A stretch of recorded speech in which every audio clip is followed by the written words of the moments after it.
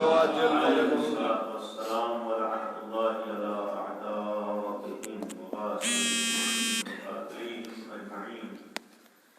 أما بعد، قال الله سبحانه تبارك وتعالى وقوله الحق: أعوذ بالله من الشيطان الرجيم. تبارك الذي بيده الملك وهو على كل شيء قدير الذي خلق الموت والحياة ليبلوكم أيكم أحسن عملا. صلوات پر محمد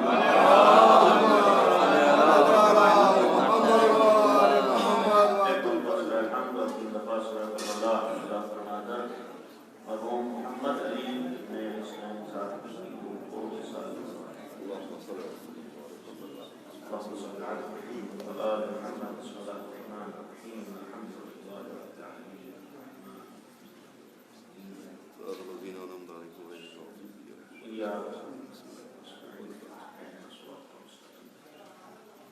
صراط الذين أنعمت عليهم غير المغضوب عليهم ولا الضالين. بسم الله الرحمن الرحيم. قل هو الله أحد الله الصمد لم يلد ولم يولد ولم يكن له كفوا أحد.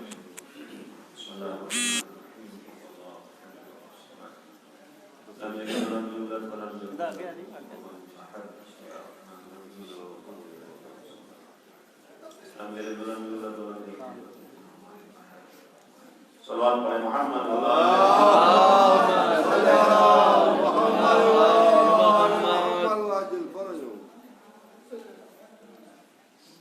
ایک نوجوان کے سر سراغ کی مجلس ہے، اور البتہ اس مجلس کے فوراً بعد بھی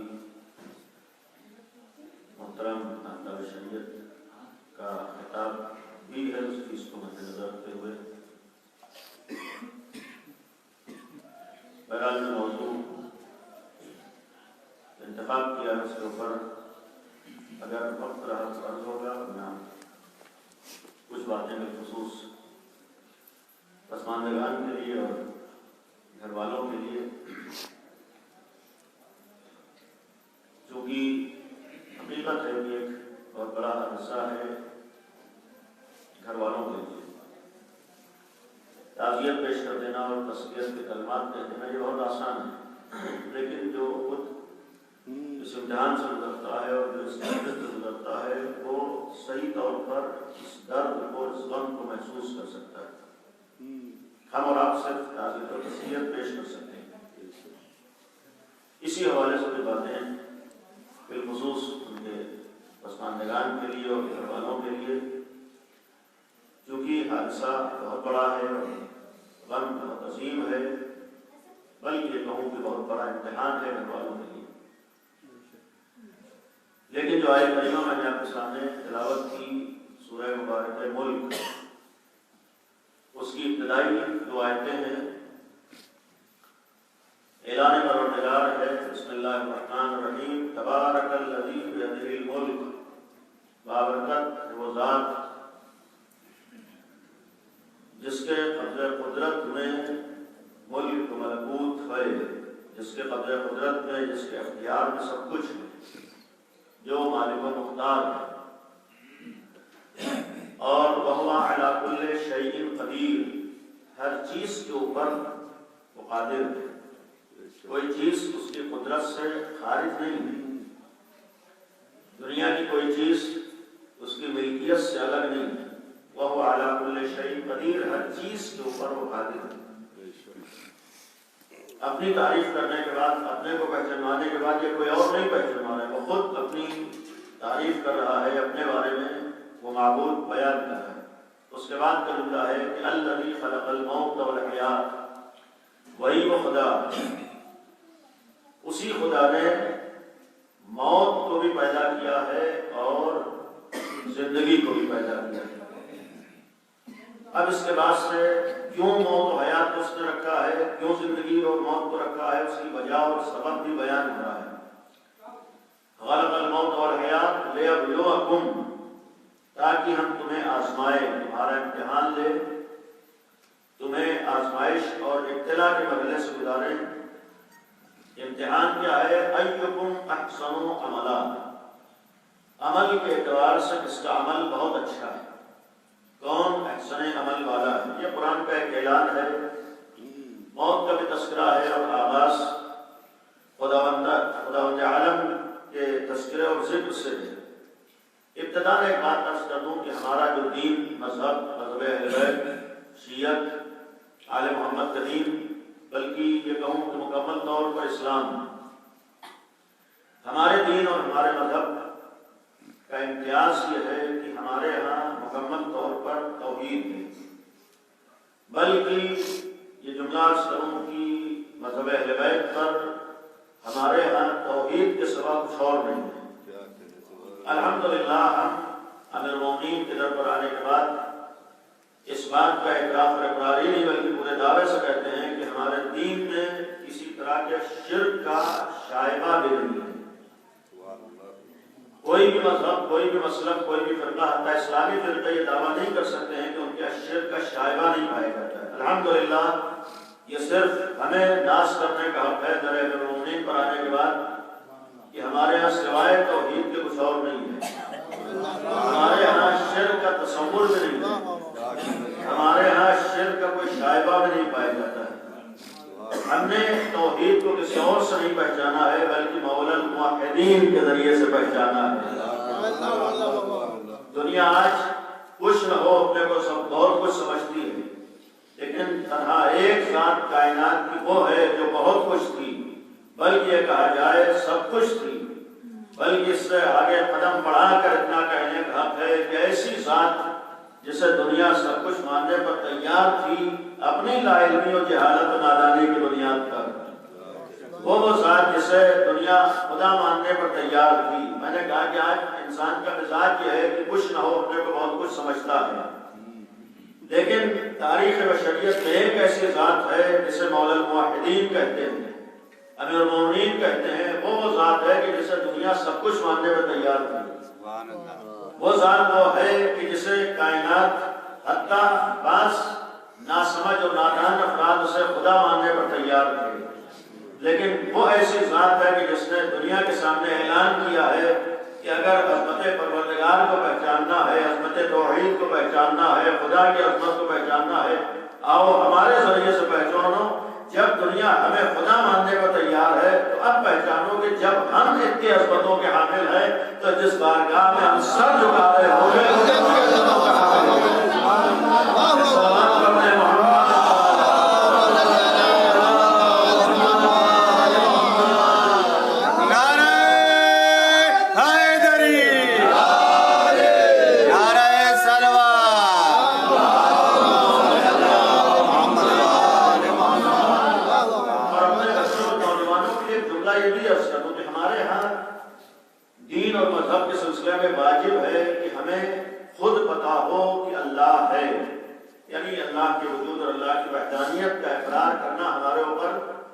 واجب ہے، اور واجب کا مطلب یہ نہیں ہو سکتا ہے کہ ہم یہ کہیں اس لیے ہم اللہ کو مانتے ہیں، کسی نے کہہ دیا ہے لہذا ہم اللہ کے ماننے والے ہیں۔ ہم اس کی وحدانیت کا اقرار اس لیے کرتے ہیں کیونکہ ہمیں بتا دیا گیا ہے لہذا ہم اسے ایک مانتے ہیں، کیونکہ ہم ایسے گھر میں پیدا ہوئے ہیں لہذا ہم اللہ کے ماننے والے ہیں۔ اگر خالی اس بنیاد پر ہم اللہ کے ماننے والے ہوں تو یہ اللہ کا ماننا اللہ کی بارگاہ میں قابل قبول نہیں ہے۔ یعنی اگر ہم اللہ کو اس لیے مانتے ہیں کہ ہم سے بتا دیا گیا ہے اور ہم ایسے گھر میں پیدا ہوئے ہیں، ہم سے مولوی صاحب نے بتا دیا، تو یہ اللہ کا ماننا خود اللہ کے ہاں قابل قبول نہیں ہے۔ اس لیے کہ اس کا اعلان یہ ہے کہ ہم نے تمہیں اشرف المخلوقات بنایا ہے، ہم نے تمہیں تمام مخلوقات سے افضل بنایا ہے۔ اب جب ہم نے تمہیں اشرف المخلوقات بنایا ہے تو تمہاری اشرفیت کا جو معیار ہے وہ تمہاری عقل ہے، یعنی جس چیز کی بنیاد پر تم تمام مخلوقات سے افضل ہو وہ تمہاری عقل ہے۔ جب تمام مخلوقات سے افضلیت کا معیار تمہاری عقل ہے تو اس وقت تک تم اشرف مخلوق نہیں بن سکتے ہو جب تک اپنی عقل کا استعمال نہ کر رہے ہو۔ جب تک تم اپنی عقل کا استعمال نہ کر رہے ہو، اگر تم اپنے کو یہ کہتے ہو کہ ہم انسان ہیں جانور نہیں ہیں، تو جو چیز تمہارے اور جانوروں میں فرق ہے وہ تمہاری عقل ہے۔ تنہا جو چیز تمہارے پاس ہے کسی اور مخلوق کے پاس نہیں ہے، جانور کے پاس نہیں، وہ تمہاری عقل ہے، ورنہ اعضاء و جوارح جس طریقے سے تمہارے پاس ہیں جانوروں کے پاس نہیں ہے۔ اگر تنہا تمہارے اور جانور میں فرق تمہاری عقل ہے تو واقعی معنی میں انسان تو اسی وقت ہو جب اپنی عقل کا استعمال کر رہے ہو. واقعی معنی میں تم انسان تو اسی وقت ہو کہ جب اپنی عقل کا استعمال کر رہے ہو. یعنی اگر ہم اپنی عقل کا استعمال نہ کریں تو پھر ہم نے اپنی انسانیت کو نہیں پہچانا. اور یہاں پر اتنا کہنے کا ہے کہ اگر ہم واقعی انسان ہیں تو اسی وقت انسان ہوں گے جب اللہ کی اس دی ہوئی نعمت کا صحیح استعمال کر لے جائے. اور پھر یہ بھی ایک بات کہنے کا ہے کہ اتنے ہی % ہم انسان ہیں جتنے % اس کا استعمال کرتے ہوں.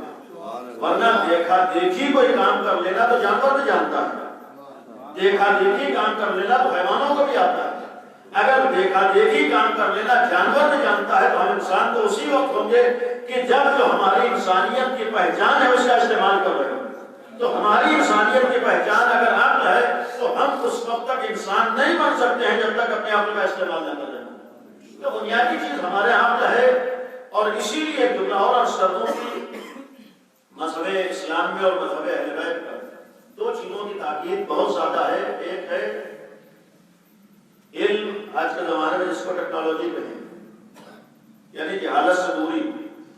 اور دوسری چیز ہمارے یہاں سب سے زیادہ جس چیز کے اوپر مذہب اہل بیت نے زور دیا ہے، اسلام نے زور دیا ہے، وہ ہے اقتصاد، یعنی غربت سے دوری. یعنی اسلام یہ کہتا ہے کہ اگر اس دائرے میں آئے ہو تو تمہارے درمیان تمہارے اندر جہالت بھی نہ پائی جاتی ہو اور تمہارے اندر غربت بھی نہ پائی جاتی ہو. یعنی اسلام غربت کا بھی خاتمہ چاہتا ہے اور جہالت کا بھی خاتمہ چاہتا ہے. یعنی ہم یہ نہ دیکھیں کہ مسلمان کیا ہے، ہم یہ دیکھیں کہ اسلام کیا ہے. آج ایک المیہ یہ بھی ہوتا ہے کہ لوگ ماننے والوں کے ذریعے سے دین کو پہچاننا چاہتے ہیں. ضروری نہیں ہے کہ جو ماننے والا ہو وہی اس کا دین ہو سکتا ہے ماننے والا کچھ اور کر رہا ہو، اس کا دین کچھ اور ہو. اگر اسلام کی بات کریں، اسلام کا بیس اور اسلام کی بنیاد یہ دو چیزیں، ایک ہے علم، دوسرے اقتصاد. ایک ہے اسلام جہالت کا دنیا سے خاتمہ چاہتا ہے، دوسرے غربت کا خاتمہ چاہتا ہے. اس موضوع کو میں نہیں بیان کروں، صرف اشارتاً ان دو چیزوں کو بیس بنانے کا سبب کیا ہے. یعنی اسلام کیوں جہالت کا خاتمہ چاہتا ہے اور غربت کا خاتمہ کیوں چاہتا ہے. کم از کم اگر ہم اپنے اطراف میں دیکھیں اور مشاہدہ کریں تو یہ دو چیزیں ایسی ہیں کہ جتنا زیادہ انسان جہالت سے اپنے کو دور کرتا ہے اور غربت سے جتنا دور ہوتا ہے اتنا ہی زیادہ اسے موقع ملتا ہے اپنی عقل کا استعمال کرنے کا. یعنی جتنا انسان جہالت سے اوپر اٹھتا جاتا ہے، جتنا اقتصادی اعتبار سے آگے بڑھتا جاتا ہے، اتنا زیادہ اسے اپنے عقل کے استعمال کا موقع ملتا جاتا ہے. کیونکہ ہمارا دین یہ چاہتا ہے کہ ہم اللہ کی دی ہوئی عقل کا استعمال زیادہ کر سکے. لہذا وہ چیزیں جو ہمارے عقل کے استعمال کو پیچھے کر دیتی ہیں، کم کر دیتی ہیں، ہمارا دین ان چیزوں کا بھی خاتمہ چاہتا ہے. یعنی جہالت سے اس لیے بھی ہمیں بچنا ہے کہ یہی جہالت ہے کہ ہمیں صحیح عقل کا استعمال کرنے نہیں دیتی ہے. اس جہالت کی بنیاد پر آدمی اپنی عقل کا صحیح استعمال نہیں کر پاتا. دوسری چیز غربت ہے. غربت کی بنیاد پر بھی آدمی صحیح طور پر نہیں کر پاتا. استثنائی موارد اور بنیادہ اگر عقل کا استعمال کرنا ہے تو علمی میدانوں میں بھی آگے بڑھنا ہے، اور اگر صحیح عقل کا استعمال کرنا ہے تو پھر اقتصادی میدان میں بھی آگے بڑھنا ہے. یہ جو آج کیپٹلزم کا نظام دنیا میں عام کرنے کی کوشش ہے، اس کا ایک سبب یہ بھی ہے کہ دنیا چاہتی ہے کہ سارا نظام ہمارے ہاتھ میں ہے. آج ہماری ذمہ داری ہے کہ ہم خود کم از کم ان دو میدانوں میں آگے بڑھ کر محنت کر کے علمی میدان میں بھی ہمارے سب سے آگے ہوں اور اقتصادی میدان میں بھی. بقیہ چیزوں کو جوڑتے مقصد یہ تھا کہ اگر عقل ہماری بنیاد توحید کے لیے بنیادی چیز ہے کہ ہماری عقل گواہی دے. اللہ کو ماننے کے لیے ضروری ہے کہ ہماری عقل گواہی دے. یعنی حتی ہمارے یہاں جو ایک تصور ہے جو حقیقتاً حق ہے کہ اگر دین اور شریعت پر عمل کی بات آئے تو یا تو ہمارے پاس اتنا علم ہو، اتنی نالج ہو، اتنی صلاحیت ہو، اتنی مہارت ہو کہ ہم سمجھ سکیں کہ اللہ کا دین کون سا دین ہے. ہمارے پاس اتنا علم ہو، چونکہ امام کے زمانے میں تو امام سے پوچھ لیں گے، بات غیبت کے زمانے کی ہے. اس غیبت کے زمانے میں یا تو ہمارے پاس اتنا علم ہو کہ ہمیں معلوم ہو کہ غدیر میں کون سی شریعت مکمل ہوئی ہے، یعنی ہمیں اتنا علم ہو جائے کہ اللہ نے کس دین کو غدیر میں مکمل کیا، یا تو ہمارے پاس اتنا علم ہو جائے، اتنی نالج ہو جائے کہ پتہ چل جائے کہ اس کے بعد کتنی شریعتیں بنائی گئی ہیں. تو یہ چیز فیصلہ کر لینا آسان نہیں ہے. اس کے لیے معمولی علم کافی نہیں ہوگا، اتنا زیادہ علم ہو جائے کہ کہ قدیر میں اللہ کی کون سی شریعت مکمل ہوئی ہے اور اس قدیر کے بعد کون کون سی شریعتیں بنائی گئی ہیں۔ اسی علم و معرفت کو ہمارے یہاں کہتے ہیں مجتہد ہو جانا۔ مجتہد ہو جانے کا مطلب ہے کہ آپ کے پاس اتنی نالج ہو، اتنا علم ہو، اتنی صلاحیت ہو کہ آپ اپنے علم کی بنیاد پر یہ پہچان سکتے ہو کہ اللہ کا دین کون سا دین ہے، اللہ کی شریعت کون سی شریعت ہے۔ اور پھر اگر ہمارے پاس اتنا علم، اتنی نالج نہ ہو تو پھر ہمارا دین بھی کہتا ہے، ہماری عقل بھی کہتی ہے کہ جس نے اتنی محنت کر کے اپنے کو وہاں تک پہنچایا ہے کہ وہ قدیری شریعت کو پہچان سکتا ہے، تو آپ قدیری شریعت پر عمل کرنے کے اس سے پوچھئے کہ اللہ کا دین کیا ہے۔ یہ اسی صاحب علم سے قدیری شریعت کے پوچھنے کو ہمارے یہاں تقلید کہتے ہیں۔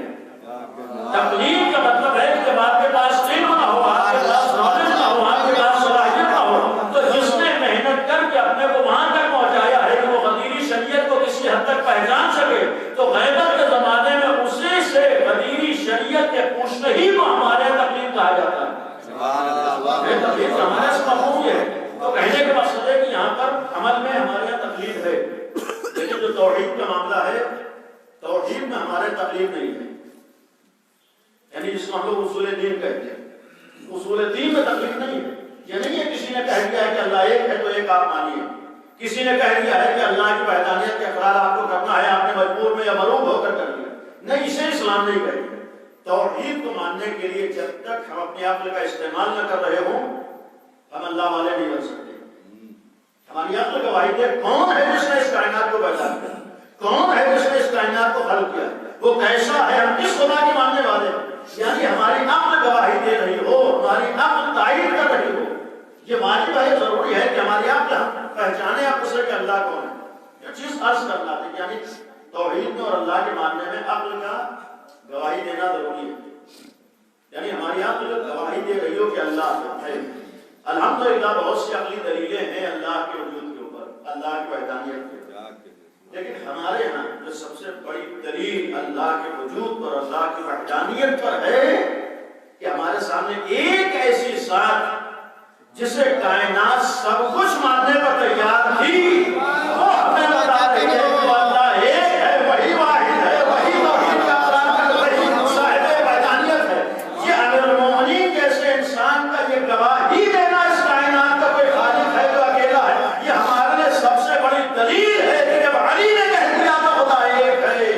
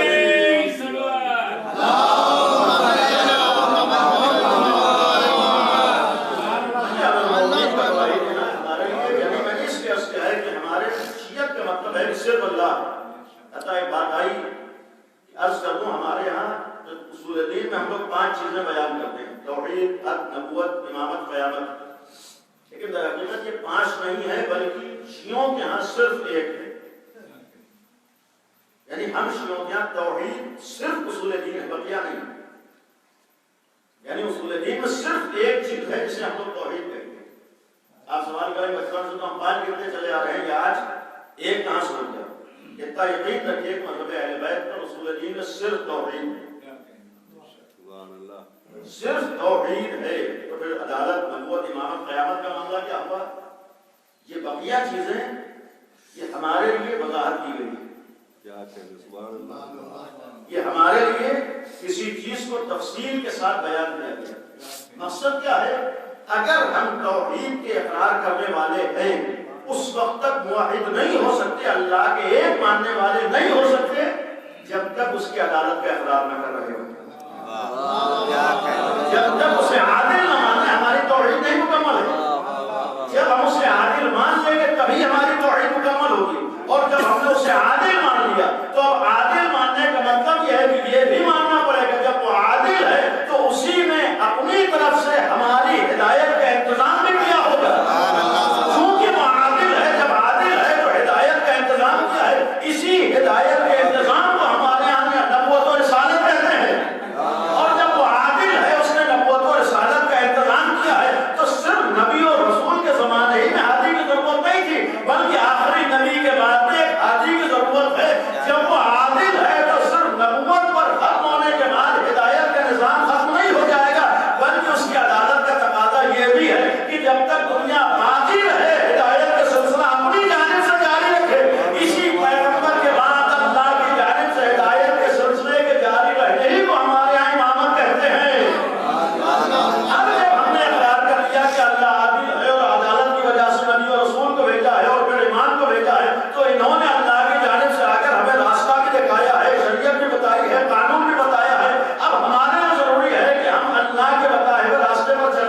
نے دنیا میں دیکھا کچھ لوگوں نے اللہ کی مانی ہے، کچھ لوگوں نے مخالفت کی ہے، تو اب کوئی نہ کوئی ایک ایسا دین ہونا چاہیے اس کی عدالت کی بنیاد پر جس میں اچھے کام کرنے والوں کو جزا مل رہی ہو اور برے کام کرنے والوں کو سزا مل رہی۔ اسی کو ہمارے یہاں معاد و قیامت کہتے ہیں۔ کہنے کا مقصد یہ ہے کہ یہ ساری چیزیں توحید سے الگ نہیں ہے، یہ عین توحید ہے، یعنی اس وقت تک آپ کی توحید نہیں مکمل ہے۔ لہٰذا میں نے جملہ کہا کہ ہمارے صرف توحید اور کچھ اور نہیں ہے۔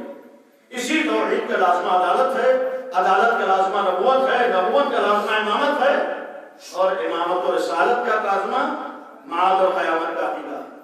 تو یہ جو توحید ہے، اب تصور توحید تک آنے کے بعد اس توحید میں ایک اعلان یہ بھی ہے کہ یہ یقین رکھو کہ اللہ کا ہر فیصلہ تمہارے حق میں بہتر ہوتا ہے۔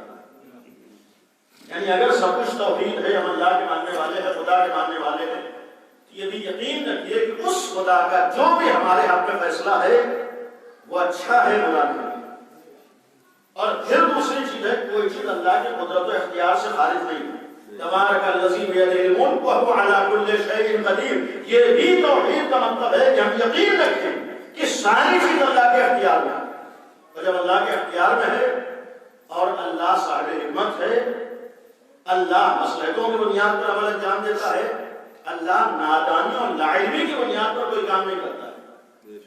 جب اللہ صاحب اختیار اور ہر کام اللہ کرتا ہے تو پھر یہ یقین کرنا پڑے گا کہ اللہ نے جو بھی کیا ہے اس میں یقیناً کوئی نہ کوئی مصلحت پوشیدہ ہے۔ اور پھر یہ بھی کہنے کا ہے کہ اللہ نے جتنے قانون بنائے ہیں، یہ جو چیز پیدا کی ہے، ایسا نہیں ہے کہ وہ کسی چیز کا محتاج ہے جب اس نے پیدا کیا ہے۔ یعنی دنیا کے کسی چیز کا اللہ محتاج نہیں ہے، نہ خلق کرنے کا محتاج ہے، نہ پیدا کرنے کا محتاج ہے۔ اگر اللہ بے نیاز ہے، کسی چیز کا محتاج نہیں ہے، تو یہ بھی یقین رکھیے کہ اللہ نے جتنی باتیں بتائی ہیں، چاہے قانون کی شکل میں، دین کی شکل میں، یہ جتنی چیزیں پیدا کی ہیں اپنے لیے نہیں بنایا ہے بلکہ ہمارے لیے بنایا ہے۔ یعنی جب وہ بے نیاز ہے، وہ محتاج نہیں ہے، اسے کسی چیز کی ضرورت نہیں ہے، تو دین کا مطلب یہ نہیں کہ اللہ کو کوئی ضرورت ہے، شریعت کا مطلب یہ نہیں ہے کہ اللہ محتاج ہے۔ دین اور شریعت کا مفہوم ہے کہ ہمیں ضرورت ہے، ہم محتاج ہیں۔ اور دوسری چیز ہے کہ اللہ نے جو کچھ بنایا ہے وہ ہمارے فائدے کے لیے بنایا ہے۔ توحید کا ایک مفہوم ہے کہ جو بھی اس نے بنایا ہے اپنی ضرورت اور اپنی مجبوری کی بنیاد پر نہیں ہے، وہ تو بے نیاز ہے، اس نے ہمارے لیے بنایا، ہمارا فائدہ ہے۔ اور پھر ایک چیز ہے توحید کے مفہوم میں کہ اللہ ہم سے محبت بھی کرتا ہے، چاہے ہم اس کی محبت کو محسوس بھی نہ کر پائے، توجہ نہ دینے کی بنیاد پر، ورنہ اتنا یقین رکھیے کہ معبود جتنا محبت اپنے بندوں سے کرتا ہے ایک بندہ تصور بھی نہیں کر سکتا ہے۔ ابھی نوجوان کے سال ثواب کی وجہ سے ایک ماں اپنے نوجوان سے کتنا محبت کرتی ہے، یعنی تصور نہیں کیا جا سکتا ہے۔ آج جو مثال دی جاتی ہے محبت کی، تو واقعی محبت کا ہے اگر کوئی نمونہ ہے تو ماں کا وجود ہے، بے لوث محبت جسے ہم لوگ کہتے ہیں۔ بعض روایات کے مفہوم ہے کہ جو ماں کے وجود میں محبت پائی جاتی ہے یہ اللہ کی محبت کا ایک ہلکا سا نمونہ ہے جو اللہ نے ماں کے وجود میں رکھا ہے، یعنی ایک ہلکا سا نمونہ ہے جو اللہ نے ماں کے وجود میں رکھا ہے۔ اب آپ اپنے اخلاق میں جائزہ لے سکتے ہیں کہ ایک ماں اپنی اولاد سے کتنا محبت کرتی ہے۔ جب ماں اتنا زیادہ محبت کرتی ہے تو ہمارا معبود ہم سے کتنی محبت کرتا ہوگا، ہمارا خدا ہم سے کتنی محبت کرتا ہوگا۔ بس روایات کا ایک مفہوم ہے کہ مثلا گویا 1% محبت اللہ نے ماں کے وجود میں رکھی ہے اور 99% محبت اللہ کے پاس ہے اپنے بندوں کے سلسلے میں۔ تو جب 1% کا یہ معاملہ ہے تو جو 99% محبت جس کے پاس ہے جو اپنے بندوں سے چاہتا ہے تو کتنا چاہتا ہوگا۔ جب وہ ہم سے محبت اتنی زیادہ کرتا ہے تو پھر یہ یقین رکھیے کہ وہ جو چیز ہمارے لیے پیدا کرے گا ہمارے لیے اچھی ہوگی، بری نہیں ہوگی۔ یعنی جو چیز ہمارے لیے پیدا کرے گا اچھی ہوگی، بری نہیں ہوگی، اس لیے تو ہم سے محبت کرتا ہے۔ اب یہاں پر پہنچنے کے بعد ایک جملہ اور عرض کروں کہ چونکہ وہ ہمارا خالق ہے، ہمارا پروردگار ہے، ہمارا اس کا کوئی تقابل نہیں، ہمیں اس میں بہت فرق ہے۔ حتیٰ میں دنیا میں مثال رکھ سکوں، آج کے زمانے ماننے میں اتنا تو ہم یقین رکھتے ہیں کہ ضروری نہیں ہے جو ماں اتنا زیادہ چاہتی ہے، محبت کرتی ہے، ایک اولاد ماں کی محبت کے سبب اور وجہ کو سمجھ لے۔ یعنی یہ ضروری نہیں ہے کہ ہر اولاد ماں محبت کے انداز جو اپناتی ہے، یہ محبت کس انداز سے کر رہی ہے اس کو سمجھ لے، یہ ہر بچے کے بس میں نہیں ہے، مسئلوں کو نہیں سمجھ پاتا۔ آج کتنے نوجوان ہوتے ہیں، میں نوجوانوں کو پہلے مثال رکھتا ہوں کہ مثلا باپ بھی اپنی جگہ محبت کرتا ہے، ماں باپ محبت کی وجہ سے بہت سے ایسے موقع آتے ہیں کہ وہ اپنی اولاد کو سمجھاتے ہیں، بیٹا یہ کام نہ کرو، اسلام سے دور رہو، اسلام سے بچو، یہ غلط کام ہے یہ، لیکن نوجوانی میں ہم لوگوں کے سمجھ میں آسانی سے نہیں آتا ہے۔ یعنی آج ماں باپ اگر سمجھاتے ہیں تو ہماری سمجھ میں نہیں آ پاتا۔ کیوں نہیں سمجھ میں آ پاتا؟ چونکہ ہم ماں باپ کی مصلحتوں کو نہیں سمجھ پاتے۔ ہم یہ سمجھتے ہیں کہ ماں باپ ہر چیز میں ہماری مخالفت کرتے ہیں، ہر چیز میں روک ٹوک ہوتی ہے، ہر چیز میں ہمارے سامنے رکاوٹیں کھڑی کر دیتے ہیں، لیکن جب خود باپ بنتے ہیں تب سمجھ میں آتا ہے کہ باپ کیوں روکتا تھا۔ جب خود وہاں پر پہنچتے ہیں تب سمجھ میں آتا ہے یہ ماں کیوں منع کرتی ہے۔ لیکن معاملہ کیا ہوتا ہے کہ اس وقت ہماری سمجھ میں نہیں آتا ہے کہ ماں باپ کیوں روکتے ہیں۔ مقصد یہ ہے کہ ہم لوگ ماں باپ کی مصلحتوں کو نہیں سمجھ پاتے ہیں۔ یا ایک چھوٹے سے بچے کی مثال عرض کر دوں کہ ایک ماں بہت زیادہ چاہتی ہے اپنے بچے کو، ہو سکتا ہے اسی محبت کی وجہ سے ایک ماں جو اپنے اولاد کو بہت چاہتی ہے اسے کڑوی دوا کھلائے۔ یہ جو ماں اپنے بچے کو کڑوی دوا کھلا رہی، بچہ کیا سمجھ رہا ہے؟ یہ ماں تو اتنا زیادہ چاہتی ہے کہ آج اتنی کڑوی دوا ہمیں کیوں کھلانی، یعنی بہت زیادہ چاہتی ہے۔ بچہ اپنے طور پہ کیا سوچ رہا ہے؟ یہ کڑواہٹ ہمارے سامنے، ماں تو ہم سے بہت محبت کرتی ہے، یہ آج اس نے کڑوی دوا ہمیں کیوں کھلا دیا، وہ اپنے لیے ناگوار سمجھ رہا ہے۔ لیکن یہ آپ ہیں، آپ جانتے ہیں کہ ماں نے کڑوی دوا بچے کو کیوں کھلائی ہے۔ ہو سکتا ہے کبھی یہ بھی نوبت آ جائے۔ آج کے زمانے میں ایک مثال اور چلو، آج کل بہرحال صبح اسکول کالج ابھی ایک سال سے جو نوبت ہے آپ کے سامنے ہے، لیکن عام حالات میں صبح بچے کو ماں اٹھاتی، بچہ تو یہ سوچتا ہے کہ ہماری اچھی نیند کو خراب کر دیا۔ اور جن ماؤں کے ذہنوں میں واقعی ولایت ہے اور دین کا احساس ہے اور اپنے اولاد کے دین و دنیا کی فکر ہے، وہ لوگ آج کل صبح بھی بچے کو نماز کے لیے اٹھاتے ہیں۔ بچہ سوچتا ہے کہ ہماری نیند کو خراب کر دیا۔ حتیٰ یہ بھی میں نے دوا کی مثال عرض کی تھی، ہو سکتا ہے یہاں تک نوبت آ جائے کہ ایک ماں اپنے بچے کو انجیکشن لگوا رہی ہے۔ چھوٹا بچہ کیا سوچتا ہے؟ تو اتنا زیادہ چاہتی تھی، آج یہ تکلیف ہمارے لیے۔ لیکن یہ آپ ہیں جو جانتے ہیں کہ مثلا ماں اگر صبح اٹھا رہی ہے تو کیوں اٹھا رہی ہے، اگر ماں کڑوی دوا کھلا رہی ہے تو کیوں کھلا رہی ہے، اگر یہ انجیکشن سے گزار رہی ہے تو کیوں گزار رہی ہے۔ یہ بچہ مصلحتوں کو نہیں سمجھ سکتا ہے، چونکہ بچے کی عقل اور ماں کی عقل برابر نہیں ہے، چونکہ دونوں برابر نہیں ہے، ایک دوسرے کی مصلحتوں کو نہیں سمجھ پاتے ہیں۔ آپ کو معلوم ہے کہ بچہ آج نہیں سمجھ رہا ہے کہ اسی کڑواہٹ میں ہمارا کتنا فائدہ ہے۔ ہمارا معاملہ بھی ہمارے پروردگار کا کبھی کبھی یہی ہوتا ہے کہ ہم اللہ کی مصلحتوں کو نہیں سمجھ پاتے ہیں، ہمیں نہیں معلوم ہوتا ہے کہ سختی سے ہم کیوں گزارے جا رہے ہیں، یہ امتحان ہمارے سامنے کیوں آ رہا ہے، یہ حادثات ہمارے سامنے کیوں آ رہے ہیں، ہمارا نوجوان ہمارے سامنے کیوں نکاحوں سے رخصت ہو رہا ہے، ہم ایک بچے کی میت کیوں اٹھا رہے ہیں، ہمارے سامنے واقعہ کیوں آتا ہے۔ آدمی تو یہی سوچتا ہے کہ ہمارے اوپر اتنی مصیبتیں آ گئی، لیکن ہمارا معبود جانتا ہے، ہمارا پروردگار جانتا ہے، ہمارا خدا جانتا ہے کہ اسی سختی میں بچے کا کتنا فائدہ ہے۔ ہمارے معبود کو معلوم ہے کہ اسی تلخیوں میں ہمارا کتنی بھلائی ہے، چونکہ ہماری عقل وہاں تک نہیں پہنچ سکتی ہے جو معبود ہے، لہذا ہم اس کی ہر مصلحت کو نہیں سمجھ پاتے۔ اسی نے تو اعلان کیا ہے کہ الذی خلق الموت والحیات، کہ اللہ ہی نے تمہارے لیے موت کو بھی پیدا کیا ہے اور زندگی کو بھی پیدا کیا ہے۔ انسان سے ایک سوال ہے، اللہ نے جو چیز ہمارے لیے پیدا کی، کیا اتنا زیادہ چاہنے والا خدا ہمارے لیے کوئی بری چیز پیدا کر سکتا ہے؟ وہ اتنا زیادہ محبت کرنے والا کیا کوئی غلط چیز ہمارے لیے پیدا کر سکتا ہے؟ اتنا تو یقین کرنا ہی پڑے گا کہ اگر اللہ نے ہمارے لیے کوئی چیز پیدا کی ہے تو وہی چیز پیدا کرے گا جو ہمارے حق میں بہتر ہوگی، اچھی ہوگی۔ اور جب قرآن یہ کہہ رہا ہے کہ ہم نے اپنے بندوں کے لیے موت کو بھی پیدا کیا ہے، حیات کو بھی پیدا کیا ہے، تو اتنا تو یقین کرنا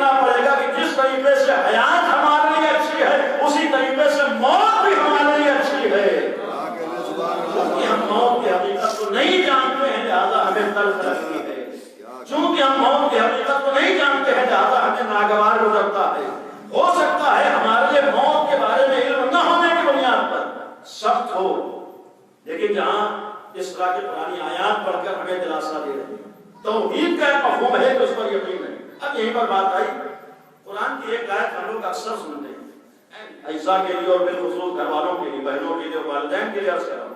قرآن کی ایک آیت ہے، صلوات علی محمد،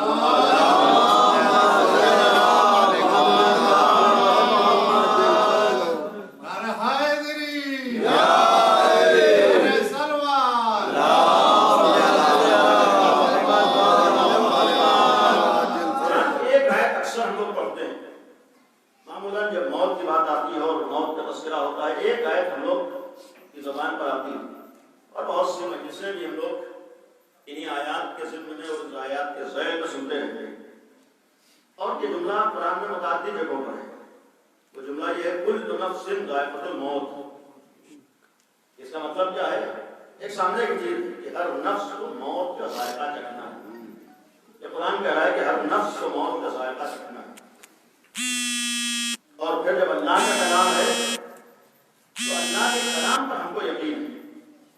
یہ قرآن یہ کہہ رہا ہے کل نفس ذائقۃ الموت، ہر نفس کو موت کا ذائقہ چکھنا ہے۔ تو میں سوال نوجوانوں سے کروں گی، یہ جو احساس سے بتائیے، جو چیز چکھی جاتی ہے تو چکھنے والا ختم ہوتا ہے، جو چیز چکھی جا رہی ہے وہ ختم ہوتی ہے۔ یعنی اگر کوئی چیز ہم چکھتے ہیں تو چکھنے والا ختم ہوتا ہے، جو چیز چکھی جا رہی ہے وہ ختم ہوتی ہے۔ ابھی کل کا منظر آپ کی نگاہوں میں ہوگا، بھائی جو چیز ہم چکھتے ہیں تو چکھنے والی چیز ختم ہوتی ہے، ہم ختم ہوتے ہیں۔ آپ یہ تو کہتے ہیں چکھنے والا باقی رہتا ہے، جو چیز چکھی جاتی ہے وہ ختم ہوتی ہے۔ قرآن کی تعبیر کیا ہے؟ قرآن کا پیغام کہہ رہا ہے کل نفس ذائقۃ الموت، ہر نفس کو موت کا ذائقہ چکھنا ہے۔ اس کا مطلب ہے کہ موت سے تمہیں مرنا نہیں ہے، ختم نہیں ہونا ہے، مٹنا نہیں ہے، بلکہ موت کا ذائقہ چکھ کے تمہیں آگے بڑھنا ہے، تمہیں باقی رہنا ہے، تمہیں حیات حاصل کرنا ہے۔ اور شاید یہیں پر ایک جملہ ہمارے لیے خلق الموت والحیات، یہ بھی قابل غور قرآن کا جملہ ہے کہ اللہ کہہ رہا ہے کہ ہم نے موت کو پیدا کیا ہے اور زندگی کو پیدا کیا ہے۔ ہم لوگ سمجھتے ہیں کہ زندگی پہلے ہے موت بعد میں، ہمارے لیے ہے کہ ہم سمجھتے ہیں کہ زندگی پہلے ہے موت بعد میں ہے۔ قرآن تو کہہ رہا ہے کہ خلق الموت والحیات، ہم نے پہلے موت کو پیدا کیا ہے پھر حیات کو پیدا کیا ہے۔ یعنی اس کا مطلب جسے ہم موت سمجھتے ہیں وہ اللہ کی نگاہ میں موت نہیں ہے، بلکہ در حقیقت وہ ایک پل ہے حقیقی حیات حاصل کرنے کے لیے۔ وہ ایک ایسا مرحلہ ہے جسے ہم موت سے تعبیر کرتے ہیں۔ اور جہاں تک حیات کی بات آئی، ایک اور جملہ سے مولا متقیان امیر المومنین حضرت علی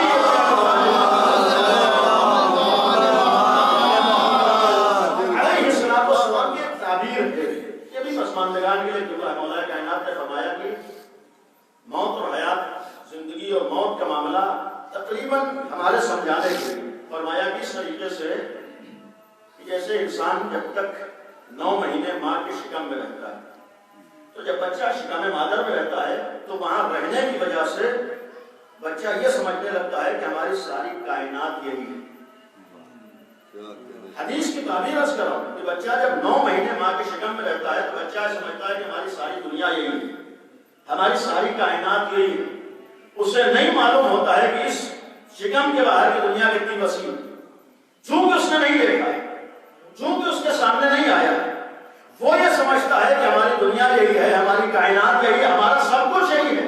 اور یہی وجہ ہے کہ جب اس دنیا سے اس دنیا میں قدم رکھتا ہے تو روتا ہوا آتا ہے، یہ گریہ کرتا ہوا اس لیے آتا ہے، وہ یہ سوچتا ہے ہماری دنیا ہم سے چھن گئی، ہماری کائنات ہم سے لے لی گئی۔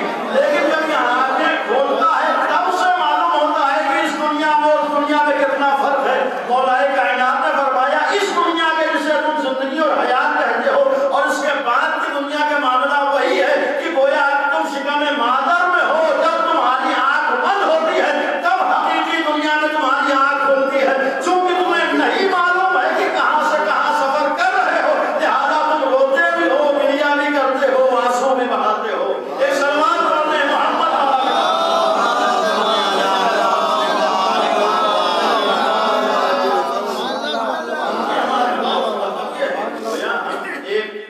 وسیع دنیا میں جا رہے ہیں، ہماری سفر ہے ایک جگہ سے دوسری جگہ، اسی لیے ہمارے موت میں انتقال سے تعبیر کرتے ہیں۔ ہمارے کسی کا دنیا سے رخصت ہوتا تو یہ تو کہتے ہیں کہ فلاں کا انتقال ہو گیا. انتقال کا مطلب یہ ہے کہ ایک جگہ سے دوسری جگہ چلا گیا. یعنی اب پسماندگان کے لیے عرض کروں کہ یقین رکھیے کہ آپ کا زمان ختم نہیں ہوا ہے. آپ کا زمان ختم نہیں ہوا ہے، بلکہ صرف اس کی جگہ بدلی، صرف ایک جگہ سے دوسری جگہ گیا. اور یہیں پر ایک بات سامنے کی عرض کروں، انتقال سے ابھی تک مسلسل یہ کام آپ جو اپنے عزیز کے لیے کر رہے ہیں، آپ انصاف سے بتائیے کیا کوئی صاحب عقل کسی ایسے کے لیے کوئی کام کرتا ہے جو ختم ہو چکا ہو؟ یا کسی ایسے کے لیے کوئی عمل انجام دیتا ہے جو مٹ چکا ہو؟ یہ مسلسل آنکھ بند ہونے کے بعد سے آج تک آپ کے مسلسل امور کو انجام دینا اس بات کا پیغام بھی ہے کہ یہ یقین کرتے رہو کہ جانے والا ختم نہیں ہوا ہے، خالی جگہ بدل گئی ہے. لہٰذا ہم یہ کام کر کے اس کا فائدہ پہنچانا چاہتے ہیں. یہ ہمارے لیے پیغام ہے، وہ موجود ہے، وہ باقی ہے، صرف ہماری نگاہیں اس تک نہیں پہنچ پا رہی ہیں. اور یہیں پر پہنچنے کے بعد ایک اور قرآن کی آیت جو ہم لوگ ایسے موقعوں پر پڑھتے ہیں، جس کا انتقال کی خبر سنی فوراً ایک جملہ زبان پہ آتا ہے کہ اِنَّا لِلَّهِ وَإِنَّا إِلَيْهِ رَاجِعُونَ. ہم لوگ یہ جملہ کہتے ہیں اِنَّا لِلَّهِ وَإِنَّا إِلَيْهِ رَاجِعُونَ، یعنی ہم اللہ کے لیے ہیں اور ہمیں اللہ کی طرف پلٹ کر جانا ہے. اس آیت کے ذیل میں مولا الموحدین امیر المومنین حضرت علی ابن ابی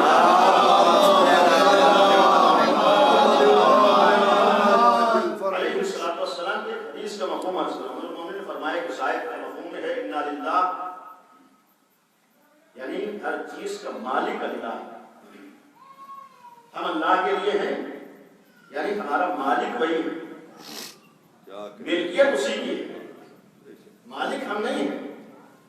مالک وہی ہمارا پروردگار ہے. ہم اپنی جان کے مالک نہیں، ہم اپنی حیات کے مالک نہیں، بلکہ مالک ہمارا پروردگار. اس کا دلیل بھی سامنے کے آپ کے سامنے عرض کروں. دیکھیے کم از کم اس دنیا میں ہم کو اس بات کا یقین ہے کہ دنیاوی عدالتیں ان چیزوں پر ہمیں سزا دے سکتی ہیں جن چیزوں میں ہم اگر نقصان پہنچا رہے ہوں، تصرف کر رہے ہوں اور وہ ہماری ملکیت نہ ہو.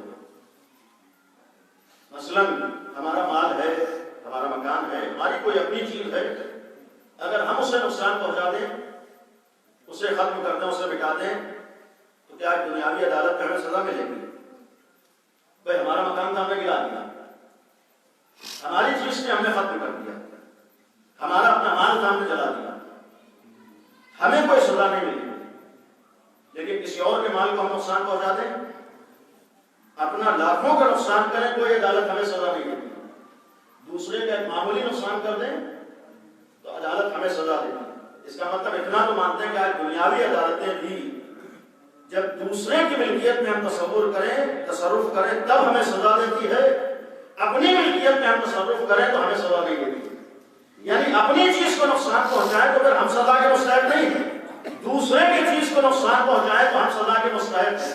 ہم اپنی ساری چیزوں کو اگر ختم کر رہے ہیں تو ہم سزا کے مستحق نہیں بنتے ہیں. لیکن اگر ہم آتم ہتیا کریں،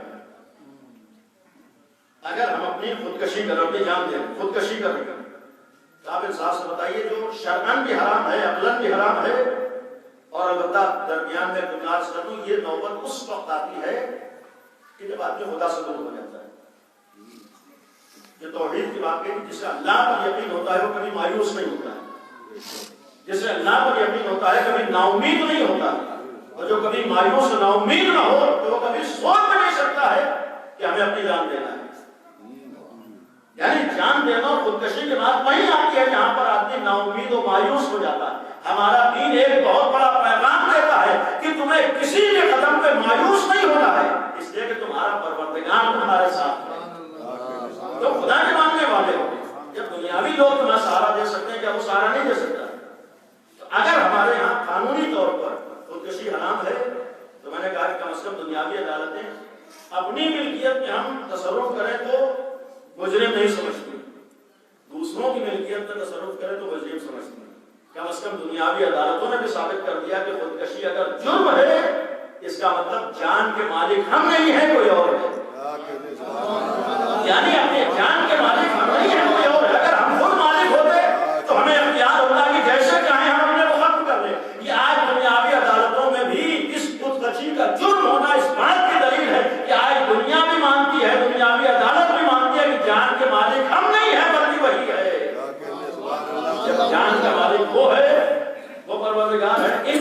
اللہ، ہر چیز کا مالک ہو گئے.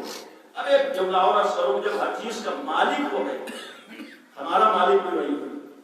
الیہ راجعون، جب ہر چیز کا مالک وہ ہے، ہر چیز کو اس کے مالک کی طرف واپس لانا ہے. میں ماں باپ کے لیے ایک بات عرض کروں، روایات میں ہے کہ اولاد تمہارے پاس اللہ کی نعمت ہے. آپ انصاف سے بتائیے، مذہب اہل بیت پر، قرآن کی آیات پر مسلمان ہو کر ہمارا عقیدہ کہ اولاد جو ہمیں ملی اس کے مالک ہم ہیں یا ہمارا خدا؟ جو ہمارا رشتہ دار ہے، بھائی ہے، عزیز ہے، جوان ہے، اس کے مالک ہم ہیں یا خدا؟ جب ہر چیز کا مالک خدا ہے تو جانے والے کا مالک بھی خدا ہے. جب جانے والے کا مالک خدا ہے، انصاف سے بتائیے آج کے زمانے میں کوئی آدمی آپ کے پاس اپنی ملکیت آ کر رکھوائے، اپنا کوئی مال آپ کے پاس رکھوائے، کوئی اپنی چیز آپ کے پاس آ کر رکھوا دے، اور جب مالک مصلحت سمجھے تو اپنی چیز آ کر واپس لے رہا ہو. کوئی چیز مالک نے آپ کے پاس رکھوائی اور جب اس نے مصلحت سمجھی تو آ کر واپس لے لی. تو کیا اگر مالک اپنی چیز واپس لے رہا ہو تو ہو سکتا ہے دنیاوی اعتبار سے کچھ دن اس چیز کے ساتھ رہنے کی وجہ سے، دوری کی وجہ سے ہمیں رنج تو ہو رہا ہو، ہمیں افسوس تو ہو رہا ہو، ہم غمزدہ تو ہو رہے ہوں، لیکن ہم مالک کے فیصلے پر راضی رہیں گے. مالک کے فیصلے کو ہم غلط نہیں سمجھے، اس لیے کہ چیز تو اس کی ملکیت تھی. اس نے جب تک مصلحت سمجھی ہمارے پاس رکھا، جب مصلحت سمجھی اس نے واپس لے لیا. اولاد بھی اللہ کی ملکیت ہے تو ہمارے پاس ہے.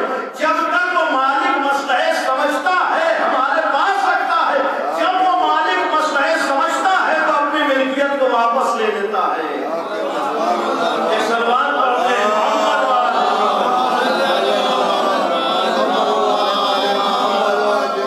انا للہ و انا الیہ راجعون. مفہوم یہ ہے کہ ہر چیز کا مالک وہی ہے. الیہ راجعون، ہمارا جوان کہیں اور نہیں گیا ہے بلکہ اپنے مالک کے حقیقی کے پاس پہنچا. جب حقیقی مالک کے پاس پہنچا ہے تو کم از کم اتنا تو یقین ہے کہ جب حقیقی مالک کی پاس پہنچ جائے تو چیز زیادہ محفوظ ہو جائے. البتہ یہاں پر آخر کلام میں گزارش کروں کہ چونکہ الحمدللہ ہمارا اسلام، ہمارا دین دین فطرت ہے، ہمارا دین، ہمارا مذہب دین فطرت ہے. چونکہ دین فطرت ہے لہذا اسلام میں فطرت کی مخالفت نہیں ہے. اسلام چونکہ دین فطرت ہے لہذا فطرت کی مخالفت اسلام نہیں کرتا ہے. انسان کی فطرت یہ ہے کہ کچھ دن کسی چیز کے ساتھ رہتا ہے، جب اس سے جدا ہوتا ہے تو رنجیدہ ہوتا ہے، جب اس سے جدا ہوتا ہے تو غمزدہ ہوتا ہے.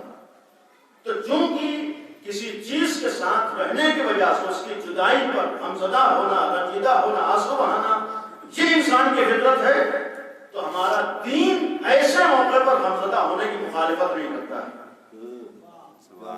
چونکہ انسان کی فطرت ہے. ایک نوجوان، ایک بیٹا جب ایک شہر سے دوسرے شہر جاتا ہے تو ماں روتی ہے نہیں روتی؟ باپ گریا کرتا ہے نہیں گریا کرتا؟ کیوں گریا کر رہا ہے؟ جدائی کی وجہ سے گریا کرتا ہے. کیوں گریا کرتا ہے، روتے ہیں کیوں؟ اس لیے تو رو رہے ہیں کہ آپ اپنے بیٹے کو کچھ دن نہیں دیکھ پائیں گے. انسان کی فطرت ہے کہ جب کسی سے کچھ ٹائم کے لیے دور ہوتا ہے تو آنسو بہاتا ہے، غم مناتا ہے، گریا کرتا ہے. یعنی اپنے عزیز سے بچھڑنا، دور ہونا، اس پر آنسو بہانا، یہ فطرت انسانی ہے. اور ہمارا مذہب فطرت والا مذہب ہے، لہذا ایسے موقعوں پر موت کے وقت رونے، آنسو بہانے، غم منانے پر دین اسلام پابندی نہیں لگاتا بلکہ تائید کرتا ہے کہ گویا غم منا کے ثابت کرو کہ تمہارے اندر انسانی فطرت پائی جاتی ہے.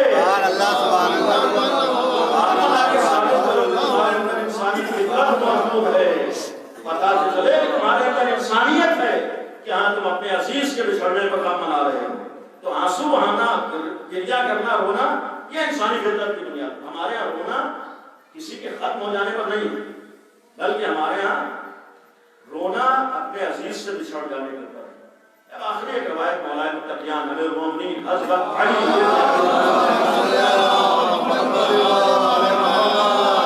علیہ السلام کی ایک روایت ہے. فرمایا کہ اسی طرح کا ایک موقع ہے، ایک نوجوان کا انتقال ہوا، ایسا بہت پریشان تھا. امیر المومنین نے تسلیت پیش کرتے ہوئے جھوٹا فرمایا فرمایا کہ تصور کرو کہ اس سے پہلے بھی تمہارا جوان تم سے بچھڑتا تھا، تم سے دور ہوتا تھا، اس سے پہلے بھی تمہارا جوان تم سے دور ہوتا تھا، کہیں نہ کہیں وہ جاتا تھا۔ آج بھی تم سے بچھڑا ہے، کہیں گیا ہے۔ اس سے پہلے بھی تم سے تمہارے اس میں جدائی ہوئی ہے، کہیں گیا ہے، آج بھی کہیں گیا ہے۔ اس کے بعد فرمایا کہ اس سے قبل کی جدائی میں اور اس جدائی میں بس ایک معمولی سا فرق پایا جاتا ہے۔ اس سے پہلے جب بھی وہ جدا ہوا وہ خود آ کر تم سے ملا ہے، اس سے پہلے وہ جدا ہوا وہ خود آ کر ملا ہے۔ لیکن جو آج کی جدائی ہے، یہ جدائی ہے، اس میں وہ خود نہیں ملے گا بلکہ تمہیں اس سے جا کر ملنا ہے۔ یعنی اس کا مطلب موت ہمارے ہاں حیران اللہ کا فیصلہ ہے۔ اس موقع پر اتنا کہنے کا حق ہے اصلاح کے لیے، ختم کر رہا ہوں اپنے مسائل کے لیے، پروردگارہ تیرے فیصلے پر ہم راضی ہیں۔ لیکن ظاہر سی بات ہے بھائیوں کے لیے، اولاد ماں باپ کے لیے سخت ہوتا ہے نوجوانی میں چلا گیا۔ خدایا غم دینے والا تو ہے، تیرا ہی فیصلہ ہے، ہم تیرے فیصلے پر راضی ہیں۔ لیکن یہ دعا اور تمنا ضرور ہے کہ معبود تو ہی ہے جو صبر بھی دیتا ہے، تو ہی ہے جو برداشت کی طاقت بھی دیتا ہے۔ ہم تو اتنا بھروسہ تجھ پہ رکھتے ہیں کہ ہم یقین کرتے ہیں کہ اگر تو ہی چاہے گا تو ہمارے دل کو، ماؤں اور بہنوں کے دل کو قرار آ جائے گا۔ اور پھر ہمارے لیے سب سے بڑا سہارا کربلا کا غم ہے، معصوم نے دنیا بنایا کہ جب بھی تمہارے سامنے کوئی حادثہ آئے اس وقت تم ہمارے غم کو یاد کرو۔ اس کا مطلب ہرگز یہ نہیں ہے کہ امام نے فرمایا ہو کہ تمہارا غم کچھ نہیں ہے، سب کچھ تمہارا غم ہے۔ نہیں، اس جملے کا ایک مفہوم یہ ہے کہ انسان کی فطرت ہی ہوتی ہے۔ ایک چیز تو یہ ہے کہ ایسے موقع پر غم کا احساس اور اندازہ ہوتا ہے کہ اپنے عزیز کا بچھڑنا اتنا زیادہ ہمارے لیے دل کو توڑ دینے والا ہے تو جس کی نگاہوں کے سامنے بھرا گھر اجڑا ہے اس کا عالم کیا۔ اور دوسرا ایک پیغام اس جملے میں یہ بھی ہے کہ انسان کی فطرت ہوتی ہے کہ جب اس کے اوپر کوئی مصیبت آتی ہے اور اس کے سامنے اس سے بڑا غم ہوتا ہے تو پھر اپنا غم قابل برداشت ہو جاتا ہے۔ امام نے اس لیے بھی فرمایا کہ جب تم کربلا کے غم کو نگاہوں میں رکھو گے تو تمہیں اپنا غم قابل برداشت ہے۔ تمہارا نوجوان دنیا سے گیا ہے، لیکن ذرا حسین کے دل سے پوچھو کہ نوجوان کا گزرنا کسے کہتے ہیں۔ وہاں ایک نوجوان نہیں، 18 نوجوان نگاہوں کے ساتھ دو منظر عرض کرنا ہے۔ بہرحال ایک خود ساتھی موت کی سخت ہے، لیکن ہماری جانیں قربان ہوں آل محمد پر۔ ہمارا غم کوئی غم نہیں ہے سوائے غم اہل بیت، سوائے غم کربلا کے، سوائے غم سید الشہداء کے۔ کربلا کا ایک غم ہے، صرف ایک تصور اس طرح اولاد کے لیے، ماں باپ کے لیے سخت ہے، بہنوں کے لیے، لیکن ایک تصور کربلا میں امام حسین نے جب جوانوں کو خدا حافظ کہا ہے۔ آج تو ہم سوچتے ہیں کہ ابھی ہمارے نگاہوں کے سامنے ہوا، اچانک کیا ہو گیا، آدمی یہی کہتا ہے، لیکن جو آمادہ کر کے مائیں بھیج رہی تھی اور پھر حسین کے دل سے پوچھے کہ معلوم ہے کہ نوجوان کو خدا حافظ کہہ رہے ہیں، اور یہاں پر ایک دلداز کروں، ایک ماں جس کا امام حسن جیسا شوہر دنیا سے چلا جائے اور اس کی آغوش میں کمسن بیٹا ہو تو ایک بیوہ عورت خاتون اس بچے کو دیکھ دیکھ کے اس تمنا میں زندگی گزارتی ہے کہ جب یہ میرا لال نوجوان ہو جائے گا تو میری بیوگی کا سہارا بنے گا۔ ایک عورت، ایک خاتون اگر شوہر چلا جائے اور ایک بچہ آغوش میں ہو تو اس بچے کے سہارے جیتی ہے کہ جب یہ جوان ہو جائے گا میرا بیٹا تو میری زندگی کا سہارا بنے گا۔ عزیزو انصاف سے بتائیے، یہی بیٹا جب 13 سال کے سن کو پہنچ جائے اور ماں کے سامنے آ کر کہے کہ مادر گرامی مجھے مقتل کی اجازت دے دو، ایک نوجوان ہے، انصاف سے بتائیے جس وقت جناب قاسم نے جناب ام فروا کے سامنے آ کر یہ جملہ کہا ہے، ام فروا کون ہے؟ امام حسن کے شریک حیات ہے، دل تو یہی کہتا ہے کہ جب امام حسن کی شہادت ہوئی ہے اور جناب قاسم آغوش میں تھے تو یہی تو سوچ سوچ کے جیتی ہوگی کہ میرا بچہ ہے جب جوان ہو جائے گا تو میرا سہارا بنے گا، اور جب یہی بچہ تیرے ساتھ 13 سال کے سن میں آ جائے، نوجوان ہو جائے اور پھر معمولی منظر نہیں کہتے نا تو بہت آسان ہے۔ کربلا میں شہید گھوڑے سے گرا